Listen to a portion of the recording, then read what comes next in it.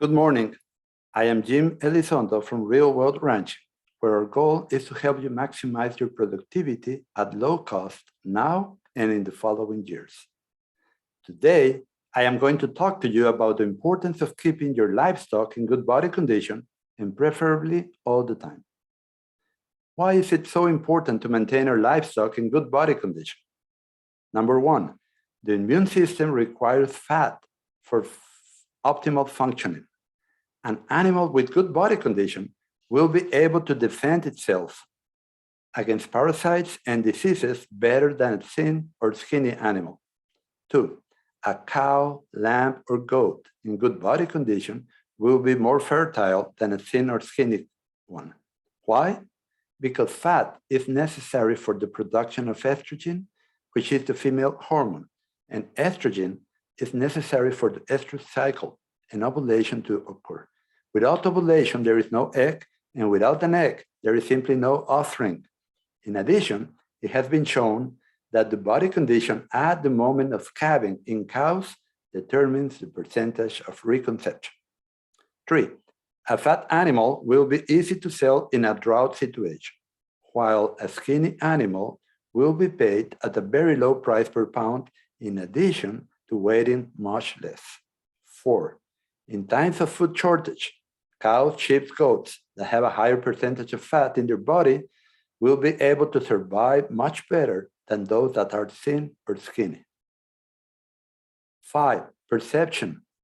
Love is born of sight. My grandfather used to say that a fat cow could make you money, while a skinny cow would only give you pity. When we see a fat cow, we say, beautiful cow. When we see a thin or starving cow, we don't find it so pleasant. Also, for the animal to be finished and for a good yield and a pleasant eating experience for the final consumer, the level of fat, marbling, is important. And it is not true that animal fat, especially if it comes from grazed animals, is bad for your health. Do some research on the internet about how harmful to human health vegetable oils are. To keep all our livestock in good body condition at all times, three things are required. First, that they have adequate nutrition. Second, that they don't get sick and are naturally resistant to parasites. Third, make this easy. To achieve these three objectives at the same time, planning, selection of genetics, and management are required. I want to remind you that if you know of someone who could benefit or be interested in this podcast, please share the link with them. Thank you. The first point is easy, right? Just give them plenty of grass so they can select the best and leave the rest. The problem with that is that it will lead to a low stocking rate and deterioration of your pastures. In addition, much lower productivity and profitability per acre or per farm or ranch. Is that what we're looking for? Fewer animals in good body condition or many, many animals in good body condition? Let's divide this in parts. Number one, adequate nutrition. Many will say that this refers to giving them enough quantity of supplements, and that is not what I am referring to. What I prefer is that they obtain their nutrition from what their farm or ranch naturally produces, and that is grasses and legumes. To achieve better nutrition for our ruminants, cows, sheep, and goats, we must take into account that in order for them to be efficient in converting grass into sellable products, they must have a constant and uniform diet, since different groups of microorganisms coexist in the rumen. Some of them will digest fiber, others sugars, others fats, others proteins, and still others starches. If the diet coming into the rumen is constantly changing, as is normally the case when paddocks or fields are changed or moved infrequently, it will take 5 to 7 days for the rumen microorganisms, different groups, to reach a balance in their population ratios to achieve greater efficiency in digesting this changing diet. That is why, under the total grazing program, we give on average 4 breaks per day.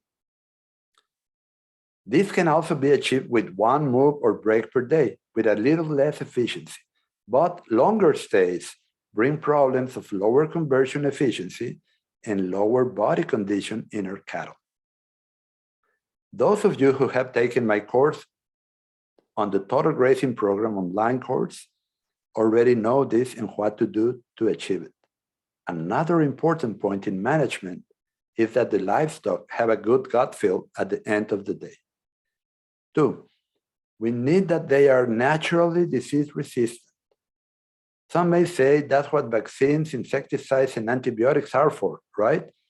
Well, the fact that they don't get sick or require deworming also depends on the immune system, which, as we said, requires fat to function optimally.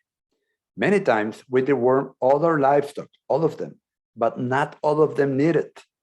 Fat animals with shiny coats are showing that they can handle the parasite load because their immune system is working properly. And here is where the adapted genetics and selection guidelines play a part. Do we want to breed animals that are parasite and disease resistant, or do we want to raise parasites that are chemical resistant? That's an easy answer. We want adapted animals that do not require any chemicals to survive in our environment. 3, make this easy. What do I mean by easy? I mean that we not spend extra money to achieve it and that they do not require a lot of care, and of course, no pampering. I am referring to adapted genetics and selection guides. In order to have better cattle resistant to parasites and diseases that do not require many inputs or care, we need to use some adapted genetics and selection guides that have almost nothing to do with how cattle are currently selected. If you ask any farmer or rancher who is over 60 years old, he will tell you that the cattle in the past were more resistant and gave more weaned calves per ranch per year. This is because in the last 40 to 50 years, they have changed the selection guides from selecting under the low input paradigm to selecting under the high input and maximum individual performance paradigm, and have ended up with animals that are getting taller every year, leaner, and finally struggling in the real world of low inputs to survive. Those of you who have taken my Adapted Genetics and Selection Guides online course know that this is possible, and many are doing it with success around the world. Cattle that at a very high stocking rate can do total grazing to improve the pasture and land where they graze while maintaining high productivity due to their good body condition with minimal inputs.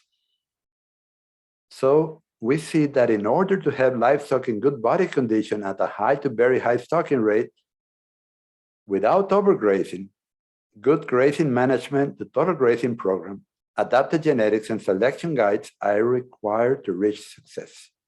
Remember, when looking at the bottle, the bottleneck is always up at the top of the bottle.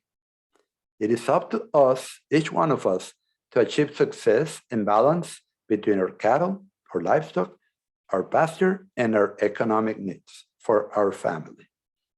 Under the total grazing program, we seek as a priority to avoid overgrazing, and as a second very important priority, not to neglect the good body condition of our livestock. Also, within the total grazing program, we always keep the rumen functional efficiently because the rumen feeds the ruminant. This is even more important in environments where the stockpile grass drops below 8% protein in a dry matter basis at certain times of the year. Using stockpile pastures around half of the farm or ranch area for the dry or winter season, we save between $200 to $300 per cow per year, even after deducting the minimum amount of high protein supplement to keep the rumen functioning. only in environments that require it, as there are environments where this is not necessary.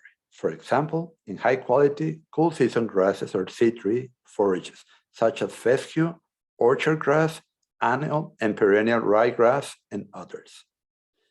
Would you like to maintain many more animals in good body condition, productive animals at low cost, while your pasture productivity and humus content in your land increase? To get there, what is listed above is necessary, and implementing the total grazing program is paramount as we avoid overgrazing. Well, thank you very much for listening. This is all for today.